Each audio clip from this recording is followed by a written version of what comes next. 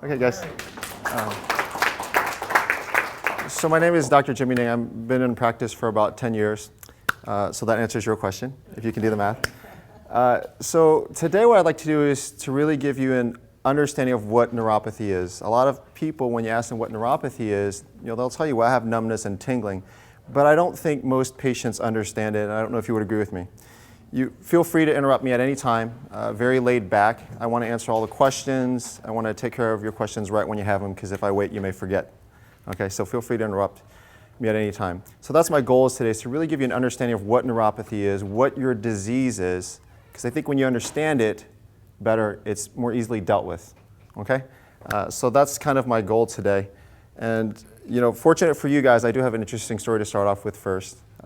For the first 8 years of my practice, I had been treating neuropathy, but I never really understood what you guys were going through. So actually, I'm 38, but I actually did develop neuropathy a few years ago. Mine was reversible, lucky for me.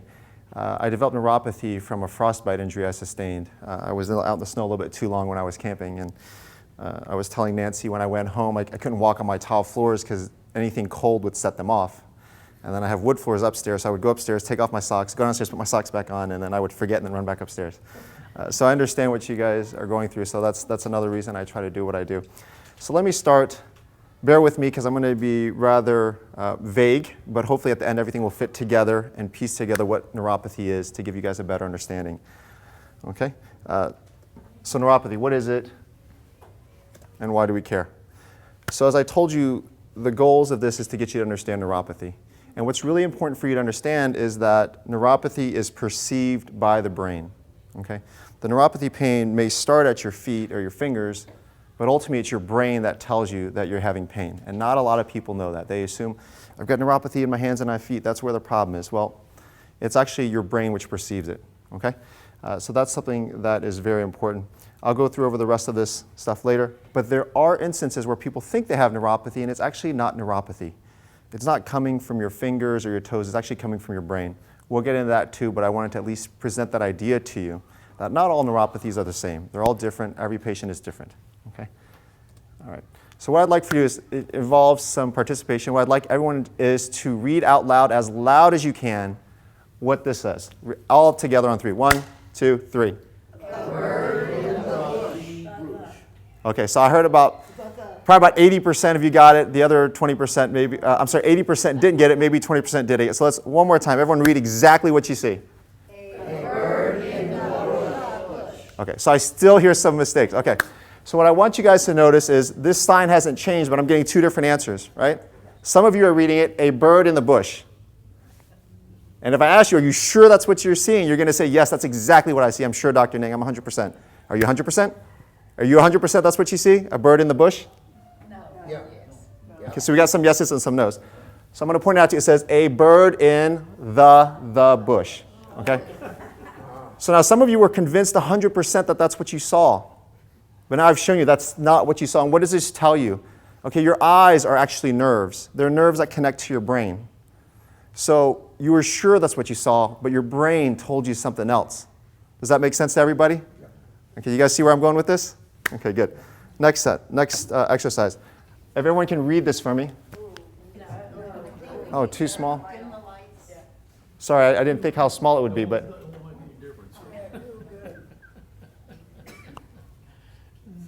How about we get a volunteer come up and read it? Yeah, Let's get a Don, you're up close.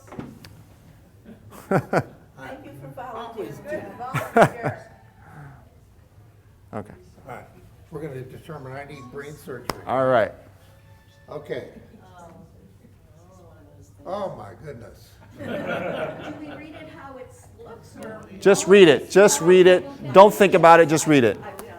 Only smart people can read this. Keep going. Keep going. I could not believe that I could actually understand what I was reading. The phenomenal power of the human mind, according to research at Cambridge University, it doesn't matter in what order the letters are in a word. The only important thing is that the first and last letter be in the right place. The Rest can be a total mess, and you can still read it without a problema. This is because the human mind does not read every letter by itself, but the words as a whole. Amazing, huh? Yeah, and I was always taught spelling was important. If you can read this, pass it on. All right, thank you very much. Okay, so hopefully with these two exercises, what I've shown you is that your mind, your brain, is what controls your perception. Is that clear to everybody? Does that make sense? I won't speak again until I hear some answers. Yes? No? Okay, good, perfect. All right, I want to make sure, because if someone doesn't get it, I want to keep trying to explain it. So what the heck does this have to do with neuropathy? Well, it has everything to do with neuropathy. It has everything to do with neuropathy. And if you understand this, then you'll understand your neuropathy. And if you understand your neuropathy, I think you'll have a better time dealing with it, getting better, and focusing on it. Okay, guys?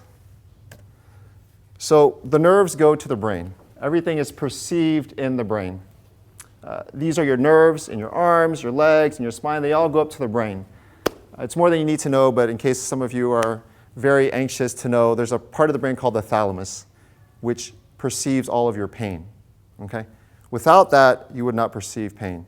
And in fact, does anyone here know what a heart attack is? Yes? Okay.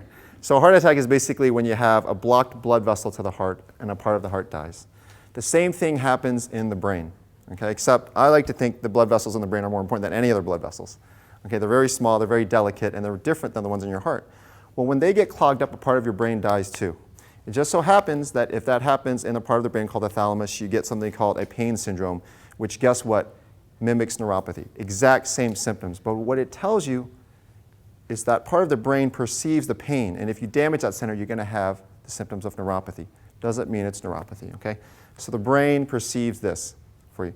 So when you have damaged nerves in your fingers, in your hands, the signals get crossed up to your brain. So the brain is processing it properly, but now it's the nerves that are giving mixed signals, incorrect signals to the brain.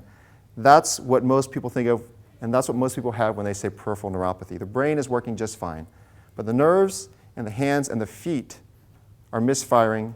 They're giving the brain bad information. The brain takes that information and interprets it for you.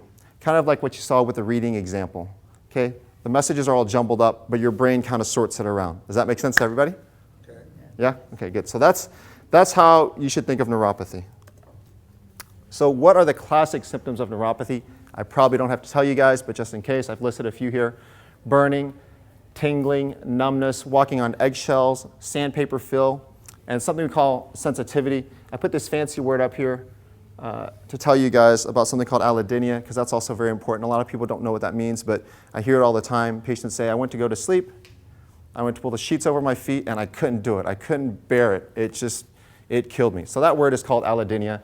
If you tell your doctors that, they will very well understand what you mean and be able to empathize a little bit more, because it can be very painful. Okay, so those are the classic symptoms of peripheral neuropathy. So what causes neuropathy? So let me start off with a disclaimer. It doesn't matter how smart a doctor is, it doesn't matter how smart I am or any other doctor, we don't know everything. And if we tell you we know everything, we're probably lying, so take that for what it is, okay? But what we do know is some of this, okay? So there's neuropathy, the most common cause is going to be diabetes, okay, hands down. There's another subset, what we call idiopathic, okay? Idiopathic simply means we don't know. The way you can remember that is if you think of an idiot who doesn't know anything, it's idiopathic. So we don't know what causes it. And that's the easiest way to remember it. But these are the more common ones. So diabetes, number one, for sure. There's some vitamin deficiencies which can cause neuropathy, not just neuropathy in the hands and the feet, but in the spinal cord. Those are also very important. B12, okay, is a big offender. We don't see it as much nowadays because our nutrition is better. But they exist. There's something called autoimmune, which basically means the body is attacking itself. Okay, there's a lot of autoimmune disorders, arthritis, lupus, the Guillain-Barré that Nancy mentioned before. All of those things can cause this. Toxins, so heavy metals. We have vets who were in the Vietnam War who got exposed to Agent Orange. Those all cause neuropathies also. Okay? Malignancy, which basically means a tumor of any sort. Okay? Any type of tumor can cause neuropathies. Metabolic is going to be things that kind of go along with hereditary. Your body metabolizes energy a certain way.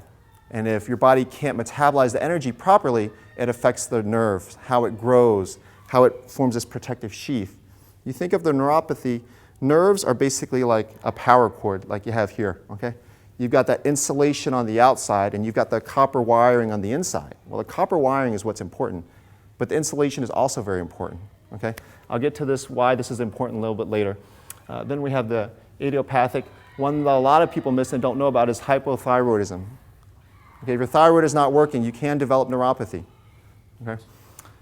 Last one, infections can cause neuropathy, chronic infections like HIV. The Guillain-Barré is felt to be an infectious process where you get the neuropathy after the infection because the body is attacking itself. So these are the different types of neuropathies.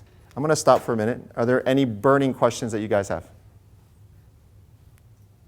Okay, I've explained it so well nobody has any questions, right? Okay, good. Can you have multiple causes of your neuropathy? Oh, absolutely, yes, yes. You can absolutely have multiple causes. So one I left off of there because it's not typically what we usually see is traumatic neuropathies, okay? Compressive neuropathies, things like carpal tunnel syndrome. You fell, you broke your arm, you had a crush injury, you had a motor vehicle accident and you crushed your leg. Certainly you can get that. You can get diabetes. They can all combine. Those are just a list, but you can have multiple different types of neuropathies come and join together. We don't like that as much, and we try to avoid those things, but certainly it is a possibility, okay? Does that include like a compression fracture in your back? Yes, that's a different type of neuropathy, but yes, that can cause neuropathy. So you can have neuropathy anywhere in your body. Neuropathy is a very broad term. We give special names to different parts of the nerves, depending on where it's located, but overall it is a part of neuropathy. So generally speaking, the answer to your question is yes, but there's also a specific type of neuropathy. Different neuropathies are treated differently. So some neuropathies are reversible, some are not, and some we just don't know, okay? If you have had mercury poisoning, Agent Orange poisoning, there's probably not a whole lot I can do to reverse it because you've already had the damage, the nerve's already damaged. Doesn't mean you can't stop the symptoms. And I'll get to that in a little bit, but in terms of reversing it, less likely. Then there are those that are reversible. Well, you have low vitamin levels, or your thyroid is not working. Well, you fix the thyroid, you take your vitamins. If the nerve hasn't died, it can grow back. My frostbite was reversible because there were very tiny, small nerves on the very tips of my feet. I mean, it took a year, but eventually they did grow back, and they can grow back. So certain types are reversible, some are not. That's why sometimes it's good to know what type you have. Now, unfortunately, a lot of times it's described as idiopathic, so we won't know. But if you have one that we know, then you can get a little bit more information. Does that make sense? Did I answer your question? Yes. Okay, excellent. For Great. all those various causations, are the symptoms the same no matter what? No, they're not. It's a very good question. So, okay, I'm going to draw now. Good. So you have different types of nerves in your body, okay? I'm just going to make it easy and say we're going to have 3 types. Let's go with small, medium, and large. Okay, large, medium, and small. So the small nerves I drew like this on purpose. If you notice, these are more of a tube, right? So the small, we call them small fiber neuropathies, are caused by different things. And they cause different symptoms. This is more than you need to know. If I'm boring you, let me know. Okay, the small nerve fibers typically cause burning pain. That's that burning pain you get, okay? Those can be caused by things like diabetes and toxins, okay? Then you have the large neuropathies. Now, the large nerves are different. They don't necessarily portray to the brain the burning pain, okay? What they portray is movement, vibration, okay? So things like numbness and loss of balance, okay? So it all depends. In addition to that, the small nerve fibers are just kind of like, imagine it's like a bare copper wire, okay? But the medium and large ones, they have what we call myelin. If you think of it just, it's insulation, okay? And this is very important for a reason, okay? So these are called, it's called the myelin sheath, okay? So if you look at this wire here, it's got this nice plastic cover. I'm not getting electrocuted because there's insulation there, right? So the large ones have this myelin. So if you have a type of neuropathy which only affects the myelin, but it's left the nerve intact, you may recover more than someone who's actually had the nerve physically damaged. Does that make sense? So it's like stripping the wire versus cutting the wire. Does that make sense to everybody? So different neuropathies are going to cause different types of symptoms. Okay? Different causes of neuropathies will affect different nerves, which then leads to different symptoms as well as different prognosis onto whether or not you'll recover. Yeah? Make sense? Yeah? You sure? Okay, good. All right. One question, and I'm not fully with it. The small fiber is less likely to recover than the large one? No, when I say if the referencing how likely they are to recover means a type of injury. So if you've just stripped the insulation, so I've taken this wire, I've taken a paring knife, and I've just taken off the plastic. That's more likely to recover than if I just cut the whole nerve. The center part, the very important part, it's called the axon, but think of it as a conduit, a copper wire. If you nick the copper wire, then you're in trouble. If I just cut the insulation, well, I'll try to put some tape around it, repairable. Does that make sense? Okay, well then, therefore, if you remove a neuroma, Okay. would likely the rest be okay? So a neuroma is something different. A neuroma is a growth, Right. okay, which can come back. So it's not necessarily that the neuroma is causing a neuropathy, but it may be pushing on a nerve. It may be irritating the nerve. So you take it out, and it comes back, and it grows, causes the symptoms again.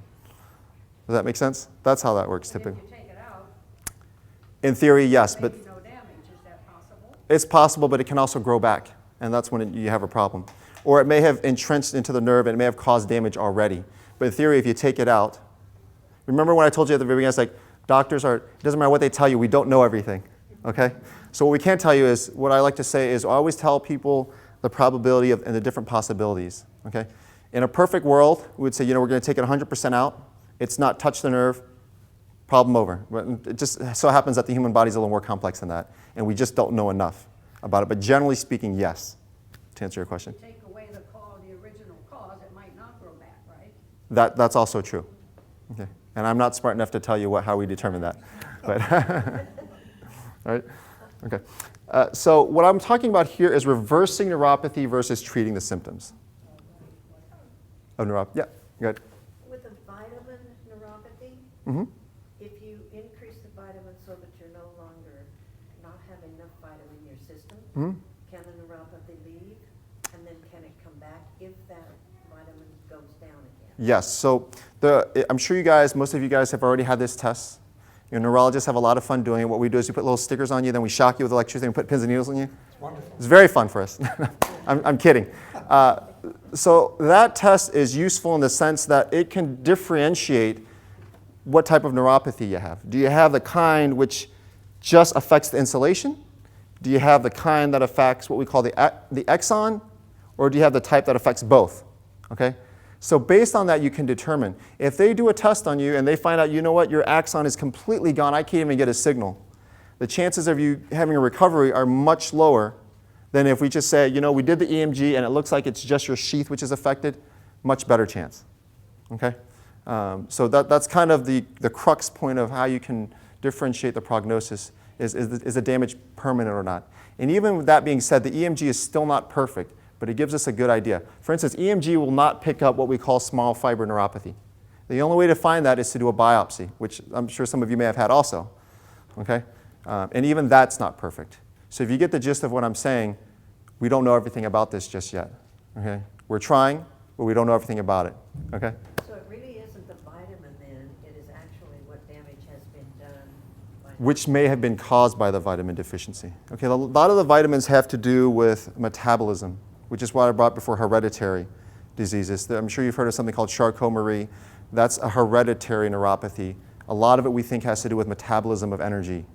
Okay, there's an organ inside the cell called the mitochondria, and it's got this fancy chain, and anything that stops anything along that chain disrupts the ability for the nerves to use energy properly. Okay, that's why sometimes getting vitamins and you'll see these nutraceuticals, sometimes giving that can help. It may not help, but sometimes it may help in the right patient. Okay, all right, good. So reversing versus treating. So what I tell my patients is this: generally speaking, it's very difficult to reverse neuropathy. It is possible. When I say reverse, I mean the nerves will grow back. Like the nerves in my toes grew back eventually. I didn't have to do anything to get that to happen other than just treat my pain, okay, because those nerves tend to grow back. All right? Now, not all nerves will grow back, unfortunately, and we can't treat them to make them grow back. We can try to put them in an environment which may make it conducive to growing back. Okay? But until now, we still have not found the magic bullet that says, if I give you this, your nerves will grow back. What we can say is we can put your nerves in an environment which may make it conducive to growing back. Okay? That's treating all the things that we can treat. If you treat all the things that you can treat, you increase your probability, if that makes sense. Okay? I recently had a newborn child, so I look at it this way. The more opportunities I give him to cultivate him to learn, the more likely he is to learn. But even if I bathe him in all of these fancy things we have today, it doesn't guarantee that he's going to learn and grow the way that I want. Does that make sense? So we have this, we try to increase the probability of doing it. Now, treating the symptoms is something very different. Okay? It's something extremely different. So while we may not be able to reverse neuropathy, maybe we can do something about the pain. Okay? And for me as a neurologist, this is something which is very important. I like to tell all of my patients. I am a physician, and as a physician, I treat diseases, but I also treat people. Okay? And if you treat just the disease without treating the person, you're going to run into some problems. You're going to have some unhappy patients, and you're probably not going to feel fulfilled yourself. It doesn't matter if I treat your disease. If I haven't helped you out, your quality of life, then some people would argue that I haven't helped you out at all. Okay? So quality of life is an issue. A lot of my patients say, well, I can't walk like I used to. I have diabetes, I want to lose weight, so my neuropathy can get better and it cannot get worse, but I can't walk and I can't do my exercise, I can't lose weight because of my neuropathic pain from my neuropathy. Okay, so how do you help this patient? Well, maybe I can't reverse the neuropathy, but it's a team. Maybe his primary care can work on the diabetes, I can work on the neuropathy. If you get rid of the pain, maybe the patient can exercise, go for walks with his or her spouse, have a better quality of life, improve functioning. Okay? So treating neuropathy versus treating the symptoms are two different things, which is very important, which every patient should understand. So my first question, can nerves heal? Yes, but it depends. Okay, we've kind of gone through that. Can we stop the pain, and why are there different types of neuropathic pain? Okay? Can we stop the pain? Yes and no. We can make it better. Can we stop it 100%? Sometimes yes, sometimes no.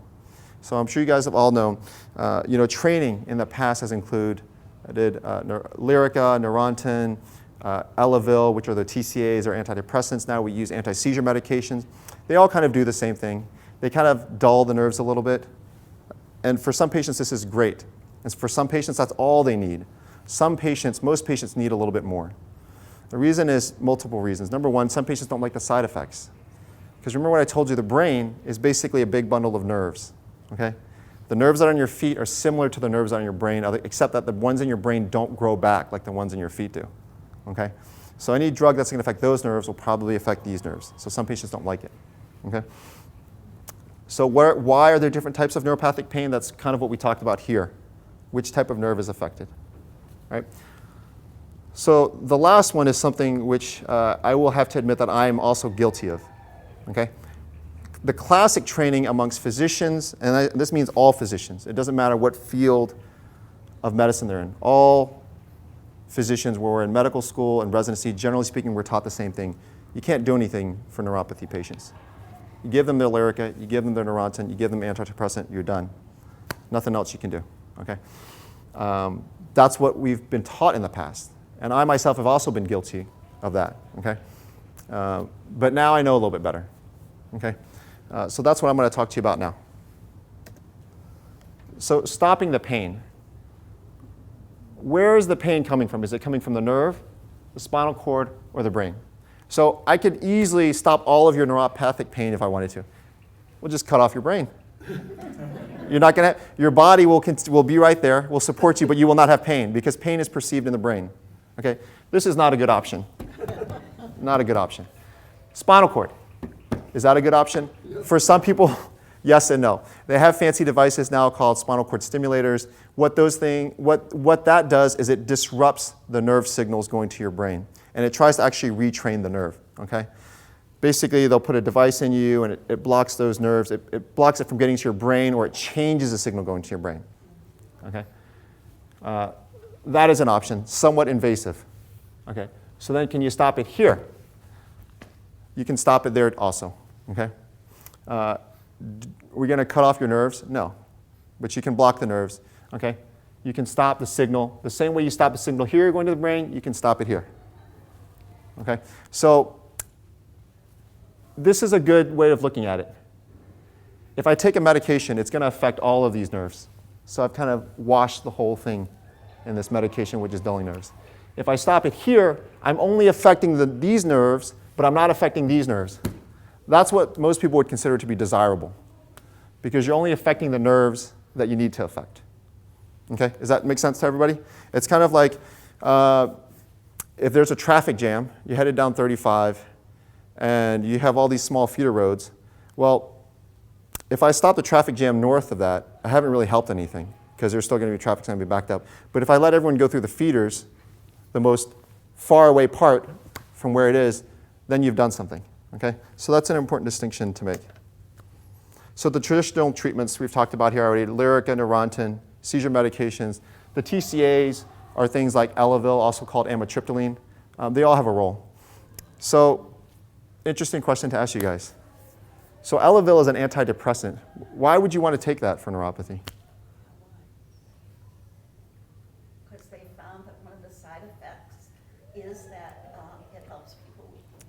Very good. Exactly. Is anyone here on Elavil or amitriptyline, or have you ever been on it? I took it once. I felt so bad in the morning up here. Okay, so that's, again, it affects all the nerves, not just in your feet, but in your brain. Now, that being said, I specifically bring that up for one reason. It's also used as an antidepressant. It's very well known, if you're in chronic pain, you're going to be depressed. It will eventually happen. Not because of the pain necessarily, but maybe because you can't do what you used to like to do. If you used to walk, you used to dance to relieve stress, and you can't do it anymore, guess what? You're going to get depressed. And this is what I mean about treating the patient as a whole. Neuropathy is just not in your hands and feet. Okay? It's a whole person problem. Okay? Not one doctor is going to be able to fix it. You need a team of doctors to fix this problem. It's a very important point to make, and I want to make sure that everybody understands that. Okay? It's important because quality of life is an issue. If your feet get fixed, but you can't do what you want to do, and you're not happy and you're depressed, are you any better? Right? Okay. So keep that in mind. So that brings me to what we call emerging and alternative therapies.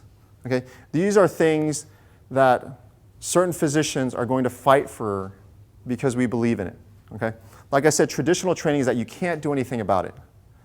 Well, for some people, that's not acceptable. For me, it's not really acceptable because I don't want to prescribe pills all day. That's not why I became a doctor for, and I assume that's not why a lot of people became doctors for. Okay? So these are emerging treatments, meaning we think they work. A lot of times they do work, and when we use them on our patients, a lot of times we do get results. Okay? Now, unfortunately, because they're emerging and the alternative, not every physician knows about it. And not only does not every physician know about it, your insurance will deny coverage for it. Does that mean that they don't work? No. Tai Chi, chiropractic care, that stuff used to not be covered. Now it's covered. Okay? This is how all of medicine evolves. It starts from emerging treatments, which then later on become the standard. Okay? Does that make sense to everybody? So these are things which are not traditional, but we believe can help. Okay? So the first one is laser therapy. Laser has been used for many years to treat wounds, wound healing. Okay? It's been used for chronic pain. It's been used in dermatology to treat blemishes, all kinds of things. We're not sure how it works. We think it helps to increase blood flow. We think it helps to increase the energy metabolism. We think in some cases it can help the nerve grow a little bit. Okay? The data's not 100% there yet. Okay? We think it's there. It may be there in 10 or 15 years. We're not there yet, but it's out there. Okay? Something I call neuromodulation. That's how the spinal cord stimulators work. Okay? They modulate the nerve. They try to change that signal to your brain. Okay? That's also an up-and-coming hot topic that we can use in our arsenal to treat patients. Okay? These are good for patients who have failed everything. If you've taken your Lyrica, your Neurontin, and you can't deal with the side effects and it's not helped you, this is where you should go next. Something we call E-stim. It's very similar to the cord stimulation. All of these things aim to do the same thing, to disrupt the faulty signals that your nerves are sending to your brain. That's kind of a linchpin of how you would treat neuropathic pain. Now remember, this may not reverse the neuropathy, but it may at least stop the pain for you. If it stops the pain, you can lose the weight from the diabetes. You can increase blood circulation, which is being affected by your autoimmune disease. All kinds of things, okay? Remember, you want to increase your odds of getting better. Okay, nutraceuticals. Okay, those are the vitamins and things that you guys take. Again, that's more just bathing the nerve in an environment which may be conducive to helping it to grow. Is it going to work 100%? Probably not. Is it going to work for some people? Yes, because we don't know what causes neuropathy in some people. Okay? Any questions on this? Yeah. How's the laser therapy delivered to a patient? So laser therapy is done through a machine. So you'll see this advertising on TV and stuff. You know, everyone is doing it now. It's kind of in vogue. The wrist lasers, knee lasers. What the laser does is laser is kind of like the sun. Okay, the sun delivers energy. How would you think that the sun would cause a plant to grow and give us life, producing food? Well, it doesn't make sense, right? I mean, you can't see it, you can't feel it working, but it all derives from the same thing, and that increases energy. The laser is believed to do the same thing. Laser is basically an energy beam. Okay, there's something I told you before called the mitochondria. It's the organ inside the cell, in every cell in your body, which creates energy. So it's believed that it helps facilitate that energy flow. Okay? And that can increase blood flow, that can help some repair, that can help some new growth. Okay? Do we have 100% proof? We don't. Do we have some data saying that it does work and it does do those things? Sure, we do. But we're not at the point where we've applied it 100% to be standard of care. Like I could say, I can give you a blood pressure pill, this is how it works, and it's going to work. We're not there yet. Okay? Like I told you at the beginning, doctors don't know everything. All right? Yeah. Likewise, since it's sort of emerging and new, how do you evaluate all the different types of lasers out there, all the different ways people are using lasers? So the FDA helps us. Some lasers are FDA approved for pain or for healing. Other than that, it's kind of right now, there's really not a good system in place. The different lasers have different wavelengths. This is going to get, well, I'll make it very quick for you guys.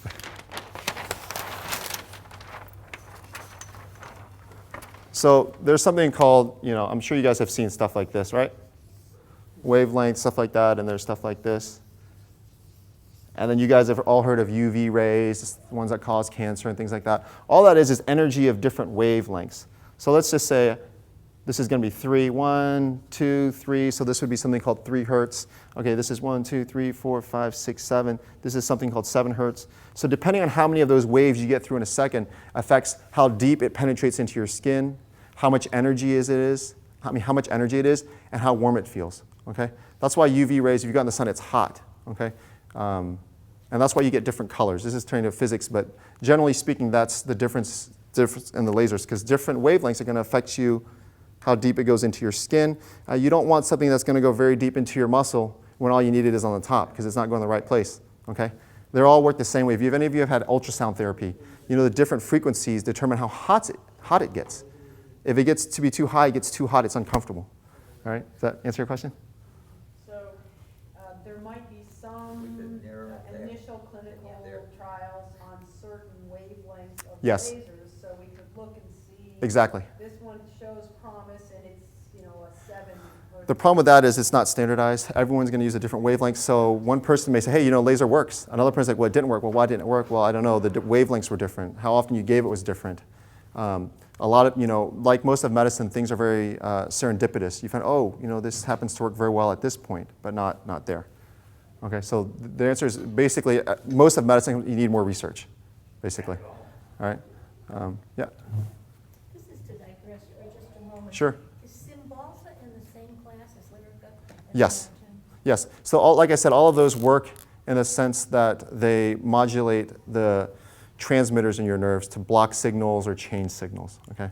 So a lot of those you'll see, that's why they're used for antidepressants, that's why they're used for neuropathic pain, because a lot of that stuff affects your nerves. Your mood is dictated by your brain, which is a bundle of nerves. That's how they work. Yeah. Okay. Like I said, they all have their role. If you can tolerate it and it works well for you, that's great. Unfortunately, by the time whether it's because they don't come to me if it works, or by the time they reach me, they've tried everything. What I see is that most people tend not to tolerate it, or they don't like it, or they want to be on it for a long time. That makes sense. Yeah. Do those nutraceuticals, does that include supplements like Yeah. Alpha-Lipoic and that? Yes, absolutely. Yes, it does. Absolutely. Yes, it does.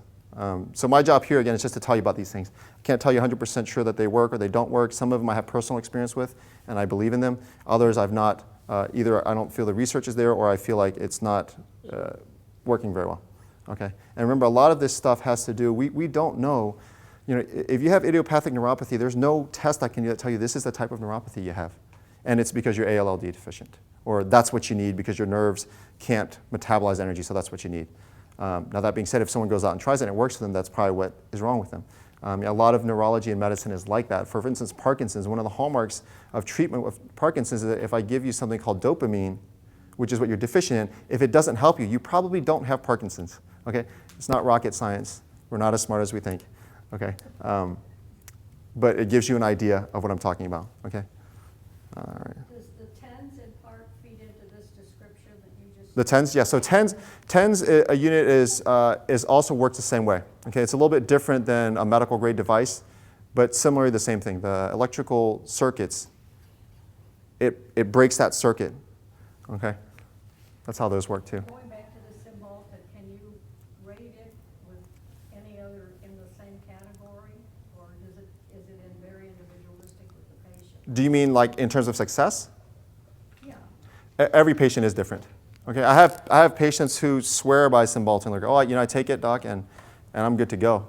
Does it affect your mood? Nope. Does it make you drowsy? Nope. Is your pain gone? Yep. Keep taking it. The pharmacist alerted me as I picked up the prescription to be sure I read all the details, and I did, and I've never taken one. Okay, all right. So it's like anything else. We have to say disclaimers. You've heard it on TV. May cause suicidal thoughts. Consult your doctor. That's a pretty serious side effect, okay? So does it happen very often? Not particularly, but do you need to know about it? Yes, you do. Because it's at the end of the day, it's your body, okay? All of this information is meant to empower you, okay? I'm going to get to why that is at the end, but all of this is meant to empower you, okay? It doesn't matter how smart I am, how much I talk to you. I will never understand your pain completely. I will never know how well it works for you. But if you tell me accurately, I can help guide you. Does that make sense? You guys are in control, and I'm gonna get to that because I'm a big proponent of something that I'm going to talk to you about. So I'm going to skip this and go straight to the use it or lose it since we're on that topic. So when I say you guys should feel empowered by this, I really mean it. Okay? It doesn't matter how many neurologists you go to. It doesn't matter how good the neurologist is. If you're not, in this to win it, you're not going to have as good results. And what do I mean by that? Well, what I mean is I advocate all of my patients. You must do physical therapy. You must exercise. You must do Tai Chi. You must do these things. Absolutely, you must. It doesn't matter what type of neuropathy you have. It doesn't matter what type of treatment you're getting. You have to do these things. Multiple reasons. It really is use it or lose it. So the example I'm going to use for that is the heart attack. Okay? The heart can still function pretty well if you block the blood vessel there. You've got lots of blood vessels. The brain is not as resilient. The brain is much more sensitive. So I have patients in the hospital that have large strokes. Okay? The stroke will affect half their brain. All of those nerves are gone. 50% of the nerves in the brain are gone. Okay? So what do I do with them? Doc, can you make the nerves in the brain grow back? I can't. Well, what are you going to do? Well, I'm going to send you to rehab. Well, what's that going to do? Well, there's a lot of research in this right now. And there's some evidence that your nerves, while it can't regrow, it can certainly reroute. Okay? If I have an accident on 35, well, you could sit there in traffic on 35 for 3 hours, or you can try to take a little feeder road and get around it. Okay? So the brain is resilient in that fashion. Generally speaking, the younger you are, the more resilient it is. So while you can't get those nerves back, you can reroute the brain. Okay? New functions can be taken on by other parts of the brain. Okay? If my thought center is gone on this side, but I got something on this side, well, maybe this side will take over. Okay? But to do that, you have to practice it. You have to do rehab. You got to do it. So it's the same in your joints and your ankles, your feet. You need mobility.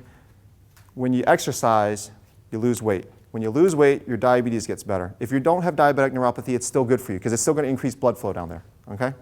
The more blood flow you have down there, the better, generally speaking. Okay? You want to really to be as active as you can. Now, if you can't do those activity things, it becomes a problem. Okay? So that's why it's a team approach. If we can help you get rid of the pain to a point where you can do those things, now you got a shot at it. But if we get rid of your pain and you don't do the other things, well, now you've only done half of it. Okay? So you guys are absolutely in control of this, and you are empowered to do so. So I'd recommend that you do that. The functional recovery is what I'm talking about. If you do these things, what we now know, and which is common sense to everybody, is the more ways you attack a problem, the more likely you are to succeed at fixing the problem. If I give you pain medications taken away your pain, but we've not addressed everything else. If I take away the pain in your feet and you're not doing the other things, we've not taken care of everything else. If your mood is horrible and I've taken care of your pain, we've not taken care of everything. Okay? Part of it is going to be you, part of it's going to be me, part of it's going to be your primary care physician, part of it's going to be your physical therapist to help you do this. Again, that's the way you're going to get the best results. Okay? You have to go out there and you have to go get it. And you have to be empowered to do so with some help. Okay? That's what we're here for. And all that affects your quality of life. I think that's it. Do you guys have questions for me? Burning desires that you can ask? Tell us what you do. So what I do is, I do something a little bit different. So I do the emerging therapies is what I do. And I do it because I really, like I said, I was guilty of it before. I was trained that way. And you tend to practice how you're trained. And I was pushing the Lyrica, Neurontin, gabapentin. And then one day I was like, well, this is really boring because I'm just writing prescriptions and I'm seeing you for 5 minutes. And a lot of my patients say, well, I don't know if it's working, doc, but I'm afraid to go off of it because I'm afraid it's going to get worse if I go off of it. Well, now I've committed you to a lifetime of taking pills. Okay? At some point I got fed up with that. And I was like, I know that's not how I was trained. It doesn't mean that it's not the right answer. Okay? So what I do is I take a multimodal approach.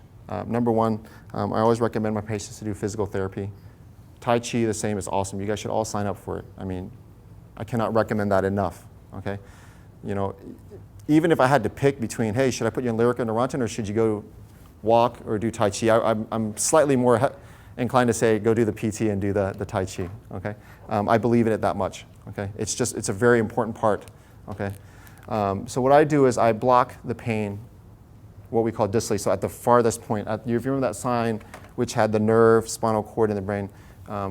I try to block the pain at the foot, at the nerve, because I think if you stop it there, you don't have to worry about the rest of it. It's not going to affect your brain or your spinal cord.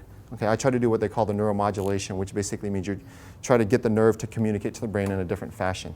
That's one of the approaches. I also use the laser therapy, and I'm very aggressive, so I use everything in my arsenal. I use laser, I use the E-stim, and I use the nerve block to do that. And then I send out for PT, and then I encourage everyone to do the Tai Chi, the water aerobics, the walking. Okay. There's also, for diabetic patients, dieting is also very good. So I'm aggressive with my diabetic patients with that form too.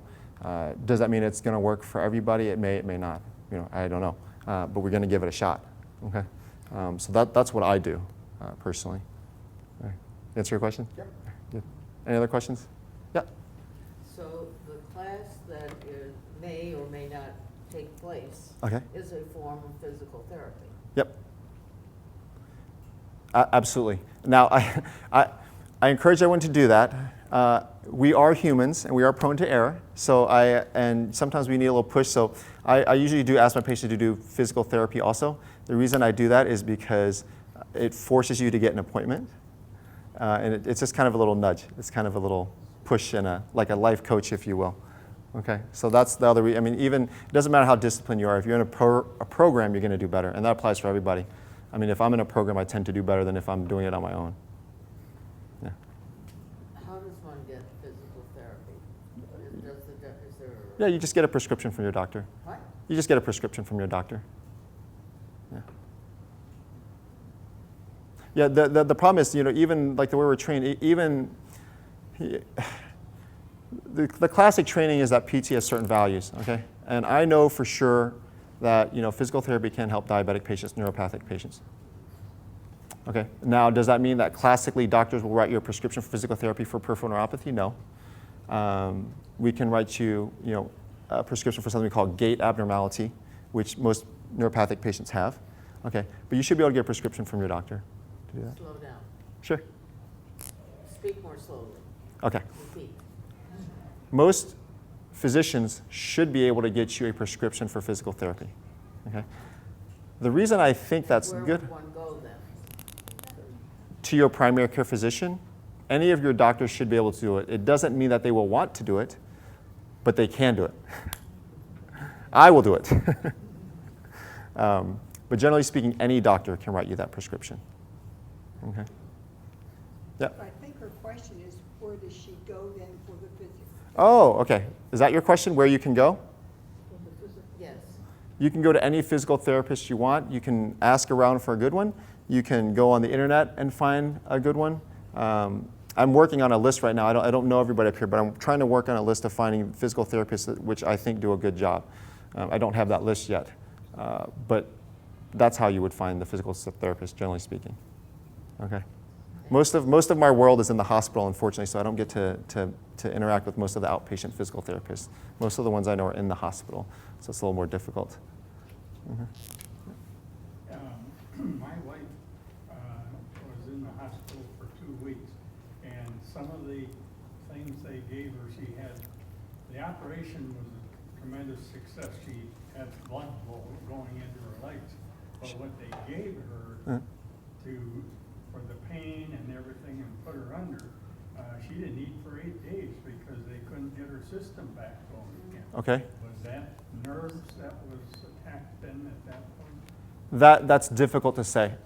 I'm sure there is an element of it. There is an element something called critical illness, neuropathy, and myopathy, which may have played a role in it, but I'm sure that's not the whole picture. That was probably just a small part, but nerves control things like sustaining your blood pressure so you don't faint, controls your digestion. Your nerves to all areas of your body. So to answer your question, it probably had some impact, but I don't think it was the 100% reason. Yeah. Yeah. They think my neuropathy was caused by low B12. Okay. And I saw up there that you also have seizure medication, which I have been taking for many years. Okay. Now, with the combination of building up the B12 and taking the seizure medication, can that cause all of the pain and everything to leave? And if that's true, does it come back? So that's a difficult question. Number one, your question is under the assumption that it was definitely caused by B12 deficiency. Okay. If that's the case, like I said, if you have the EMG done and it shows that the nerve is still intact, the chances of recovery are much better. Okay. If the nerve recovers, then you're more likely to get pain relief. As far as taking the medication, I'm sure the medication has had a role in it. Does it mean that it will leave it 100%? Not necessarily. But yeah, it may come and it may still go. Because that nerve, even though it's repaired, may not be 100% like it was before. If you wreck a car and you take it to the shop and they fix it, your car's probably going to run, but is it going to run as well as it used to? Maybe, maybe not. Makes sense? But it's definitely going to run better than before it was fixed. Right? So if I'm doing those two things, like on the seizure medication and the B12, then I really don't need anything else because the pain has gone? I mean, yes, it's completely up to you. So remember, there's a point in reversing it and treating the symptoms. Okay? If your symptoms are gone, then I'd recommend you keep doing what you're doing, because that's the goal at the end of the day. Right? You don't care if the nerve is really 100% there or not, do you? You just care more if it's causing pain and it's causing you not to be able to walk. If you can walk and you don't have pain, does it matter to you if it has regenerated 100% versus 50%? Probably not. Remember, this is a holistic picture of you as a person as a whole. Does that make sense? yes, but the pain may be gone, but that doesn't help the walking or the imbalance. Yeah, so that may be something different. So remember, there's small fibers and then there's the big ones. The big ones, so if you can't fix the nerves, then you retrain your muscles how to walk. Okay? That's another point of physical therapy and when I talked about rewiring it. If you can't fix the nerve, fix the muscles. Like if I twist my ankle, I'm not going to walk the same as I used to. I'm just probably going to favor it a little bit. My muscles have taken over temporarily until it heals. You can do the same thing with your muscle. Okay? Your muscles can learn how to compensate for that type of stuff. Okay? Yeah, you're welcome. All right, guys? In terms of alternate treatments, TMEF or magnetherapy, have you heard of those? Yeah, I have. Again, those are all having to do with neuromodulation and breaking the signals. I wouldn't be able to tell you my personal experience with them, but do I think it's worth a try? I think if you want to be aggressive, if it doesn't harm you, that it's worth looking into. Now, does it mean that you just go to anybody and just, hey, you know what, that guy says this, if I hang myself upside down for 30 minutes, it's going to work? No, that's not what I'm saying. But something which has a sound philosophy of how it can work, okay? Stuff like that has a sound philosophy. It may not work, but in theory it can work. So as long as you try something which in theory can work, if you've tried everything else, that's the patient that I recommend try the alternative therapies. Okay? Or if you want even more relief, then try alternative therapies. Okay? Does that make sense? Yeah. The point of what I'm saying is we don't know everything. Okay, I said a little more fancy than that, but that's basically what it is. But again, it's treating the patient as a whole, as an art. Okay, and you guys are, the keys for you guys to be informed so you can make decisions for yourself based on what we can tell you. Okay, if I can tell you something works 100%, you should probably just do what I say. But if I tell you we're not sure and it works on 50% of the patients, well then it's up to you. Okay, I can't make that decision for you. It's if you've got 99% relief, are you going to go out and do this for 1 extra percent? Probably not. It's probably not worth it, right? But if it's, you're at 50% of where you could be and you think you want another 25%, then it's worth it for most people. But that's an individual question and more of, again, you taking control of it, what you want, right? Okay, all right, guys, yep. Can neuropathy affect the lungs? Yes, and it can affect your breathing. Now, your nerves are in every part of your body, okay? All of the blood vessels in your body has some type of nerve attached to it. The muscle which controls your breathing and expansion of your lungs is also controlled by a nerve, okay? So we have patients which have the muscle that's in charge of expanding your lungs so you can breathe is also controlled by a nerve, okay? So anything connected to a nerve can be affected by neuropathy. We have patients, some diabetic patients, autoimmune patients who have a different type of neuropathy than what most people have. They have something called an autonomic neuropathy, so those patients will faint, have problems digesting their food. That's why diabetics, they have gastroparesis, meaning they can't get the food through their guts. That's all caused by nerves and blood vessels.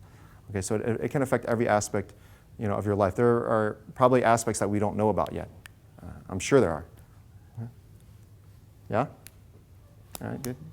You guys feel you have a better understanding of neuropathy? And good, perfect. Good job done then. All right. If you guys need anything, let me know. We have packets and stuff over there. If you want to come see me, that's fine too. Otherwise, like I said, key points to remember: you're in control, quality of life, and you have to use it, because you will lose it if you don't use it. All right, guys? All right, guys. Thanks.